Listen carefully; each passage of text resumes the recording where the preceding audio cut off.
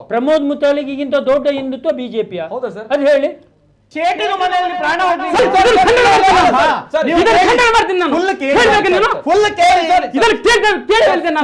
ಈಗ ನಾನು ಓಪನ್ ಮಾಡ್ಲಿಕ್ಕೆ ನೋಡಿದ್ರೆ ಏನೇನು ಓಪನ್ ಮಾಡ್ತೀನಿ ನಾನು ಶೇಟ್ ಮನೆಯಲ್ಲಿ ಹತ್ಯೆ ಆಗ್ಲಿಲ್ಲ ಅಂತ ಹಣ ಬೀಳಲಿಲ್ಲ ಅಂತ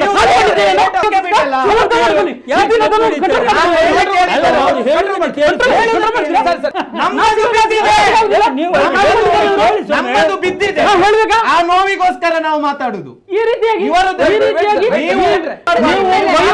ಹೇಳಿದ ಕ್ಷಮೆ ಕೇಳಲೇಬೇಕು. ನಿತಿನ್ ಅವರು ನೀವು ಒಪ್ಪಿಕೊಳ್ತೀರಾ ಅಂತ ಹೇಳಿದ್ರೆ ಮುಗಿತು ಇಲ್ಲಿಗೆ. ಸಮಾಜಕ್ಕೋಸ್ಕರ ಹಿಂದುತ್ವಕ್ಕೋಸ್ಕರ ಮನೆಯ ಜೀವ ಕಳ್ಕೊಂಡಿದ್ದೇವೆ.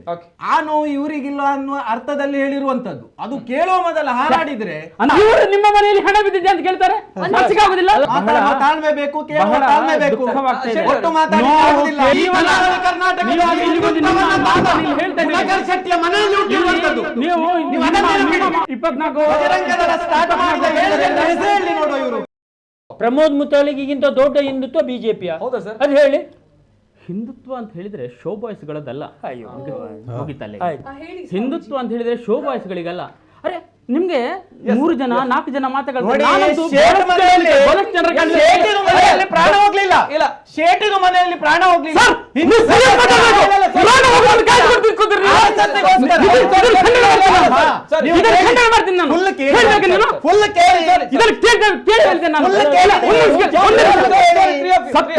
ಈಗ ನಾನು ಓಪನ್ ಮಾಡ್ಲಿಕ್ಕೆ ನೋಡಿದ್ರೆ ಏನೇನು ಓಪನ್ ಮಾಡ್ತೀನಿ ನಾನು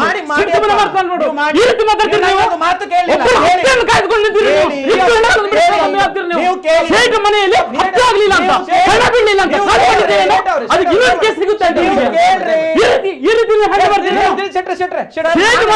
ಹಣ ಬೀಳಕೊಂಡು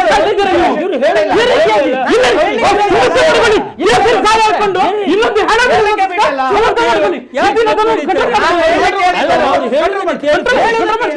ಶೇಟ್ ಮನೆಯಲ್ಲಿ ಹಣ ಬೀಳಲಿಲ್ಲ ಅಂತ ಹೇಳ್ತಾರೆ ಇವರು.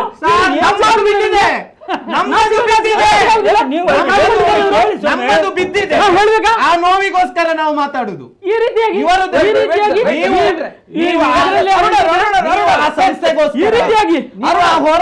ವೈಯಕ್ತಿಕವಾಗಿ ಜೀವ ಕಳ್ಕೊಂಡಿದ್ದೇವೆ. ವೈಯಕ್ತಿಕವಾಗಿ ಬರ್ತೀರಾ? ಜೀವ ಕೊಡ್ಲಿಕ್ಕೆ ರೆಡಿ ಆಗಿರೋದು ತಗೊಳ್ರಿ ಜವಾನ. ಅದು ಕೊಟ್ಟು ನೀವು ಹೇಳಿದ 3 ಮುಖಂಡರಲ್ಲಿ ಒಬ್ಬರು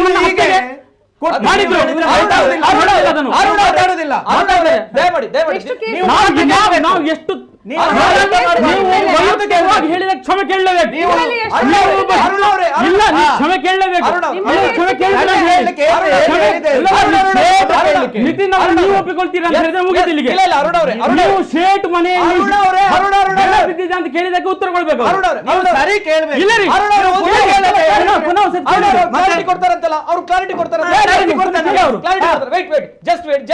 ಏನ್ ಹೇಳ್ತಾರೆ ಹೇಗೆ ಬರ್ಬೇಕ್ರಿ ಅದು? ನಿಮಿಷ ಮಾತು ಕೇಳಿದ್ರೆ ಇಷ್ಟೊಂದು ಕೇಳಲಿಲ್ವಾ?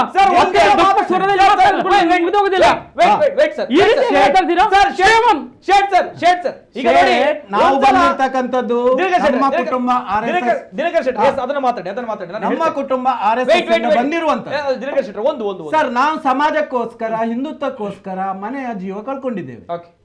ಆ ನೋವು ಇವರಿಗಿಲ್ಲ ಅನ್ನುವ ಅರ್ಥದಲ್ಲಿ ಹೇಳಿರುವಂತದ್ದು. ಅದು ಕೇಳುವ ಮೊದಲ ಹಾರಾಡಿದ್ರೆ ಅಂದ್ರೆ ನಮ್ಮ ಮನೆ ಮಾತ್ರ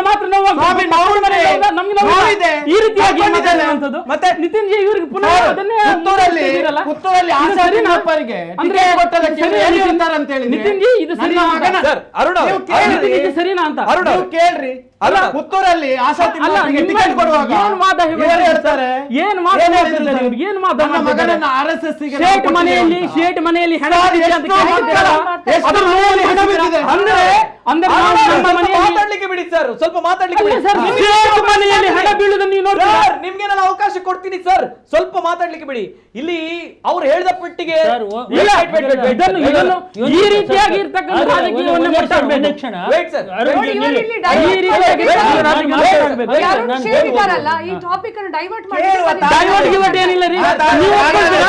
ನೀವು ಒಪ್ಕೊಳ್ತೀರಾ?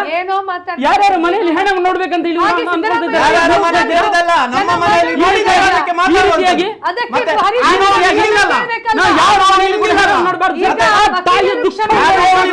ಹೇಳಿ ನಿಮ್ಮ ಮನೆಯಲ್ಲಿ ಹಣ ಬಿದ್ದಿದೆ ಅಂತ ಕೇಳ್ತಾರೆ, ಆಗುದಿಲ್ಲ. ಅಲ್ಲ, ಒಂದು ನಿಮಿಷ ದಯವಿಟ್ಟು ಪ್ರತಿಪಾಪಕ, ಒಂದು ನಿಮಿಷ ನಾನು ಹೇಳ್ತೇನೆ ಸರ್. ನೋಡಿ, ನಾನು ದಿನಕರ್ ಹೇಳಿದನ್ನು ಒಪ್ಕೊಳ್ತೇನೆ. ನಾನು ನನ್ನ ತಂದೆನ ಕಳ್ಕೊಂಡವ ಇದೇ ಭಾರತೀಯ ಜನತಾ ಪಕ್ಷ, ಇದೇ ಜನಸಂಘ, ಎಮರ್ಜೆನ್ಸಿ ಸಮಯದಿಂದಾಗಿ. ಆ ನೋವು ನನಗಿದೆ. ನಾನು ನನ್ನ ಇಡೀ ಕುಟುಂಬದ ಆರ್ಥಿಕವಾದ ಇಡೀ ಹೊಡೆತವನ್ನು ನಾನು ತಿಂದವ. ನನಗೆ ಆ ನೋವಿದೆ. ನಾನು ಕೇಳ್ತೀನಿ, ಆ ನೋವಿದ್ರೆ ಇವತ್ತು ಭಾರತೀಯ ಜನತಾ ಪಕ್ಷದ ಈ ಪರಿಸ್ಥಿತಿಗೆ ನಾವು ಕ್ರೋಧ ವ್ಯಕ್ತಪಡಿಸೋದ್ರೊಳಗೆ ತಪ್ಪೇನಿಲ್ವಲ್ಲ? ನಾವು ಯಾವ ಉದ್ದೇಶಕ್ಕೋಸ್ಕರ ಸಂಘ ಪರಿವಾರದಲ್ಲಿ ಇವತ್ತು ನನ್ನ ಮನೆಯಲ್ಲಿ ಒಬ್ಬ ಶಿಕ್ಷಕರಿದ್ದಾರೆ, ಎಲ್ಲರೂ ಇದ್ದಾರೆ, ಸಂಘಕ್ಕೋಸ್ಕರ ದುಡಿತಾ ಇದ್ದಾರೆ. ನನ್ನ ಮಗಳು ಕೂಡ ಸಂಘದ ವಿಚಾರದಲ್ಲಿ ಹೋಗ್ತದೆ. ಇಷ್ಟೆದ್ದುಕೊಂಡು ಕೂಡ ನಾವು ಸಂಘದ ಬಗ್ಗೆ ನಾವು ಎಷ್ಟು ಆತ್ಮೀಯವಾಗಿರುವಾಗ ಇಂಥ ಒಂದು ಭಾರತೀಯ ಜನತಾ ಪಕ್ಷದಲ್ಲಿ ಕೆಟ್ಟ ನಾಯಕರ ಬಗ್ಗೆ, ಕೆಟ್ಟ ಮಾತುಗಳನ್ನು ಕೇಳಿಸ್ಕೊಳ್ಳುವಂಥ ನಾಯಕರ ಬಗ್ಗೆ ಈ ಹರೀಶ್ ಪೂಂಜಾರಂತರವರ ಬಾಯಲ್ಲಿ ಇಂಥ ಶಬ್ದಗಳನ್ನು ಕೇಳೋ ಸುಮ್ಮನೆ ಇರಬೇಕಾಗುತ್ತೆ. ಸರ್ ನೋವಿದೆ ಸರ್, ಪೆಟ್ಟು ತಿಂದವರು ಗೊತ್ತಿದೆ, ಪೆಟ್ಟು ತಿಂದವರು ನಾವು, ನೋವಿದೆ, ತಾಳ್ಮೆ ಬೇಕು, ತಾಳ್ಮೆ ಬೇಕು. ಕೇಳುಗರು ಯಾರಿದ್ದಾರೆ ನೋಡಿ ಸರ್,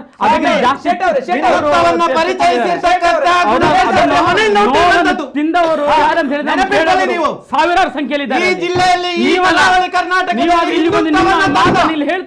ಶೆಟ್ಟಿಯ ಮನೆಯಲ್ಲಿ ಹುಟ್ಟಿರುವಂತದ್ದು ನಿಮ್ಮ ಮಾತಾಡ್ತಿದ್ದೀರಿ. ಪಾಪ ಎಷ್ಟೋ ಜನ ಮನೆಯೊಳಗೆ ಅರುಣ್ ಶೆಟ್ ಅವರು ಒಂದು ವಿಚಾರವನ್ನ ಪ್ರಸ್ತಾಪ ಮಾಡಿದ್ದಾರೆ. ಅವರ ಮನೆಯಲ್ಲೇ ಆಗಿರುವಂತಹ ವಿಚಾರದ ಮೇಲೆ, ಆಘಾತದ ಮೇಲೆ ಪ್ರಸ್ತಾಪವನ್ನ ಮಾಡಿರುವಂತದ್ದು ಅವರು. ಓಕೆ, ಬೇರೆ ಏನು ಹೇಳಿರುವಂತದ್ದಲ್ಲ. ಎಸ್, ತಮ್ಮ ರಿಯಾಕ್ಷನ್ ಬರಲಿ. ಅಲ್ಲ, ಅದನ್ನ ನೀವು ಫೈನಲ್ಗೆ ಬರಬೇಡಿ. ಯಾಕಂತ ಹೇಳಿದ್ರೆ ಅವರು ನೇರವಾಗಿ ಹೇಳಿದ್ದಾರೆ ಶೇಟ್ ಅವರ ಮನೆಯಲ್ಲಿ ಹೆಣ ಬಿದ್ದಿದ್ದೆ ಅಂತ. ಬೇಕಾದ್ರೆ ರಿವೈಂಡ್ ಮಾಡ್ಕೊಂಡು ನೋಡಿ. ನನಗೆ ಅದು ಅತ್ಯಂತ ದುಃಖವಾಗಿದೆ.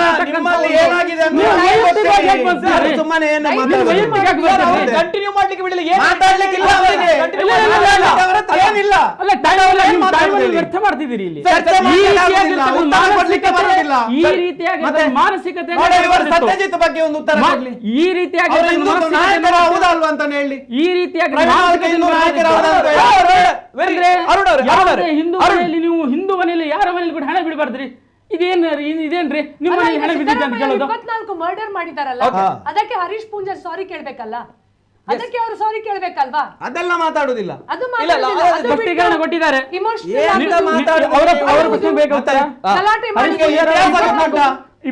ಬಜರಂಗ ದಳ ಸ್ಟಾರ್ಟ್ ಮಾಡಿದ 7 ಜನರ ಹೆಸರು ಹೇಳಿ ನೋಡುವ. ಇವರು ಬಜರಂಗ ದಳ ಈ ಜಿಲ್ಲೆಯಲ್ಲಿ ಸ್ಟಾರ್ಟ್ ಮಾಡಿದ 7 ಜನರ ಹೆಸರು ಹೇಳಿ ಸರ್. ಬಾಕಿದು ಸಾಕು. ಸರಿ 3 ಆಫ್ ಯು ಮತ್ತೆ ಅವರಿಗೆ ಮಾತಾಡಲಿಕ್ಕೆ 3 ಆಫ್ ಯು. ಅಲ್ಲ ಸರ್, ಹಾಗಾದ್ರೆ ಪ್ರವೀಣ್ ಮಾಲ್ಕೆ ಅವರ ಹಿಂದೆ ಮನೆ ನಮ್ದು ಗೊತ್ತುಂಟಲ್ಲ, ಎಲ್ಲ ಗೊತ್ತಿದೆ. ಅದೆಷ್ಟು ಸಾರಿ ಚಾ ಕುಡಿದಿದ್ದೇವೆ, ಸಂಘಟನೆ ಬೆಳೆಸಿದೆ ನಮ್ದು. ಅವರು ಸಂಘಟನೆ ಬೆಳೆಸಬಹುದು. ಸುರತ್ಕಲ್ ಅಂತವ್ರೆ ಈ ರೀತಿಯಾಗಿ ಕಾಂಗ್ರೆಸ್ಗೆ ಹೋಗ್ತಾ ಇದ್ದಾರೆ ಅಂದ್ರೆ ಯಾರಿಗೂ ಶಾಕ್ ಆಗುವಂತದ್ದು. ಅದು ಮುಖ್ಯವಾಗಿ ಕಾಂಗ್ರೆಸ್ಗೆ ಹೋಗಿದ್ದಾರೆ, ಮುಗಿತ ಅಲ್ಲಿಗೆ. ಅರುಣ್ ಸರ್, ಈಗ ಸತ್ಯಜಿತ್ ಅವರು ಕಾಂಗ್ರೆಸ್ಗೆ ಹೋಗ್ತಾರೆ ಅಂತ ಬಂದಾಗ ಶಾಕ್ ಆಗ್ತದೆ ನಮ್ಗೆ. ಆದ್ರೆ ಕಾಂಗ್ರೆಸ್ ನವರು ಬಿಜೆಪಿ ಅವರು ಹೇಳ್ಕೊಂಡು ಬರ್ತಿರಲ್ವಾ, ಆವಾಗ ಶಾಕ್ ಆಗಲ್ವಾ? ಶಾಕ್ ಆಗಲ್ವಾ ಸರ್? ದುಡ್ಡು ಕೊಟ್ಟು ಹೇಳ್ಕೊಂಡು ಬರ್ತೀರಾ, ಶಾಕ್ ಆಗಲ್ವಾ ಅವಾಗ? ಆಯ್ತಾ? ಎಸ್ ಹೇಳಿ. ಬಿಜೆಪಿಗೆ ಬರುವಾಗ ಹೇಗೆ ಬರ್ತಾರೆ? ಹೇಗೆ ಬರ್ತಾರೆ? ಪ್ರಾಥಮಿಕ ಸದಸ್ಯತ್ವ ಪಡ್ಕೊಂಡು ಬರ್ತಾರೆ, ಅದ್ರ ಸೈನ್ ಮಾಡಿರ್ತಾರೆ ಅಲ್ವಾ? ಎಲ್ಲ ತತ್ವ ಸಿದ್ಧಾಂತಗಳನ್ನು ಒಪ್ಪಿಕೊಂಡೇ ಬರ್ತಾರೆ. ಮುಗಿತಲ್ವಾ? ಗಂಟು ಕೊಡ್ತೀರಿ. ಮನುಷ್ಯ ಬದಲಾಗ್ತಲ್ಲ. ನಿಮ್ಮ ಸರ್ಕಾರ ಬಂತಲ್ಲ ಈಗ, ತನಿಖೆ ಮಾಡಿಸಿ ಜೈಲಿಗಟ್ಟಿ.